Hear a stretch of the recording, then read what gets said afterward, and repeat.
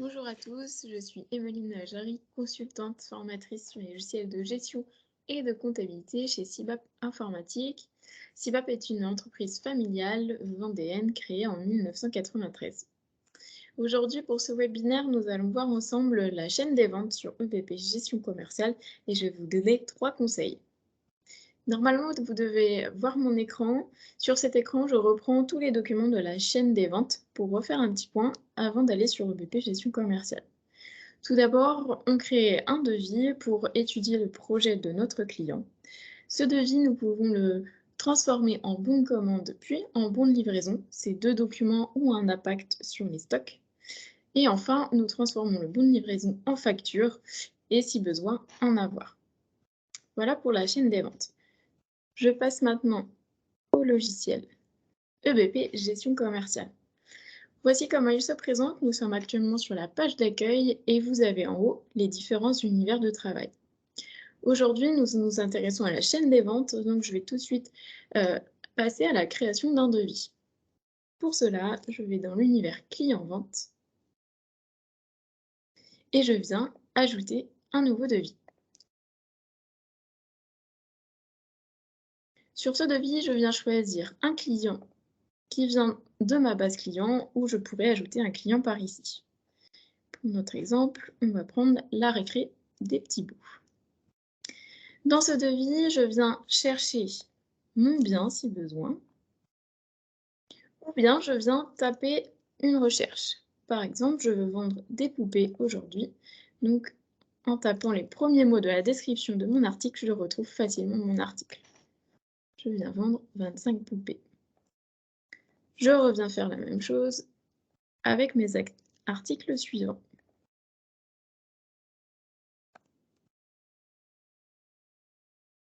En bas de ma page, je retrouve le montant total TTC et hors taxe. Nous avons également l'onglet récapitulatif qui reprend tous ces éléments dans le devis. Ce devis est terminé, je viens l'enregistrer et je peux l'envoyer à mon client. Lorsque mon client aura accepté le devis, je viendrai transformer ce devis en bon de commande. Pour cela, je clique sur Transformer en haut à gauche de mon écran. Ici, le logiciel me propose directement de transformer le devis en bon de commande, mais je pourrais bien sûr le transformer directement en facture si je ne gère pas les stocks. Pour notre exemple, je passe par le bon de commande.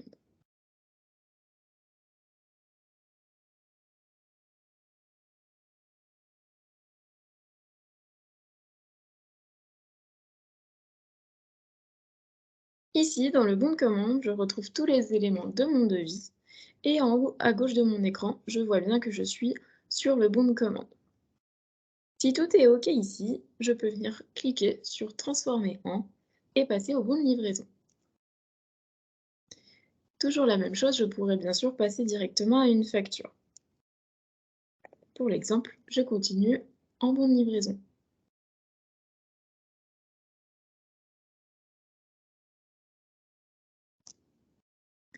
Le bon de livraison reprend encore tous les éléments de mon devis. Bien sûr, je pourrais changer ici les quantités si besoin. Et je retrouve dans la description que le bon de livraison est transformé depuis le devis numéro 13 et depuis la commande numéro 7. Ainsi, j'ai tout l'historique de mes documents. Je viens ensuite transformer ce bon de livraison en facture pour la dernière étape.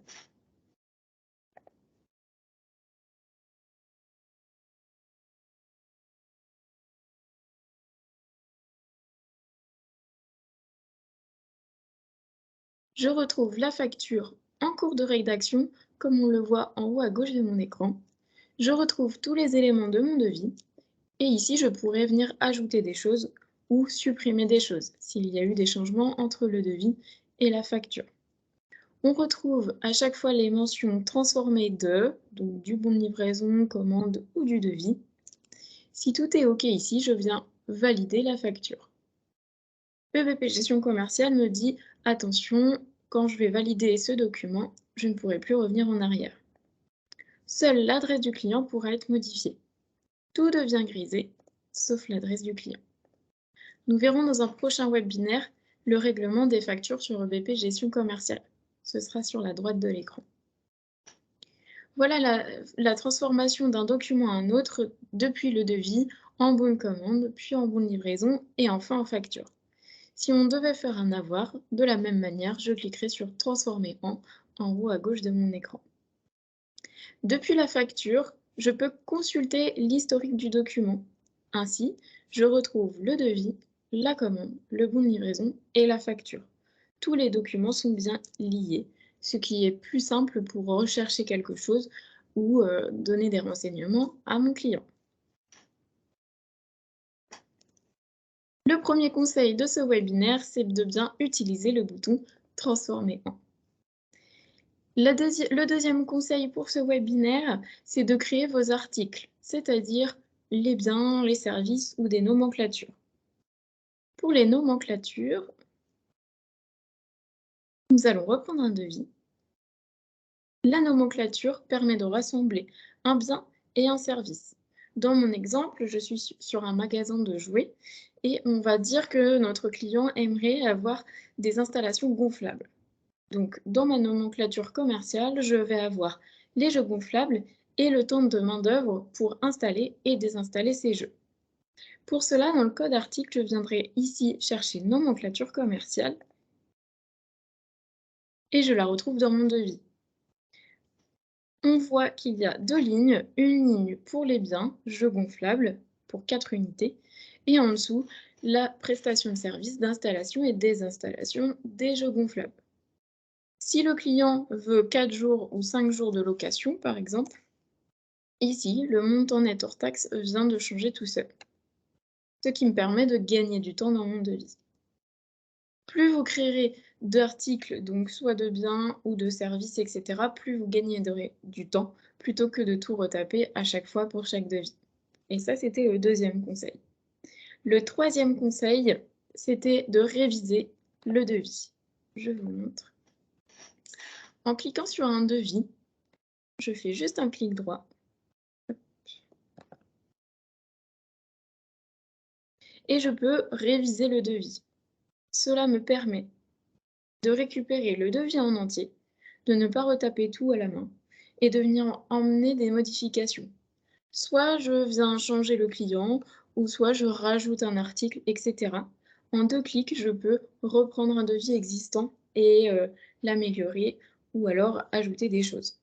C'était le troisième conseil, pensez à réviser le devis. Également, nous avons dans la chaîne des ventes les factures d'acompte ou les avoirs d'acompte. Pour les acomptes, nous partons de la commande. Pour rappel, nous faisons une facture d'acompte lorsqu'on a reçu le flux financier de notre client. Si je viens prendre une commande,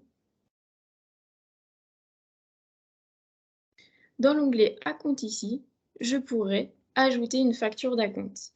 Ici, mon client m'avait versé 300 €, ce qui me permet dans la facture de retrouver le net à payer du client.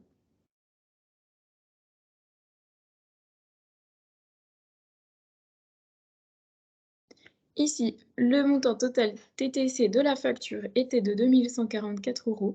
Je retrouve l'acompte précédemment versé de 300 € et le net à payer de mon client est de 1 844 €. C'était un petit conseil en plus. Ce qu'il faut retenir de ce webinaire, c'est de bien lier les documents entre eux, de repartir d'un devis pour le transformer en facture ou de repartir de la commande pour le transformer en bon de livraison par exemple. Ça vous fera beaucoup gagner de temps dans votre traitement de la chaîne des ventes. Merci à tous d'avoir suivi ce webinaire. Merci pour votre attention et je vous dis à bientôt.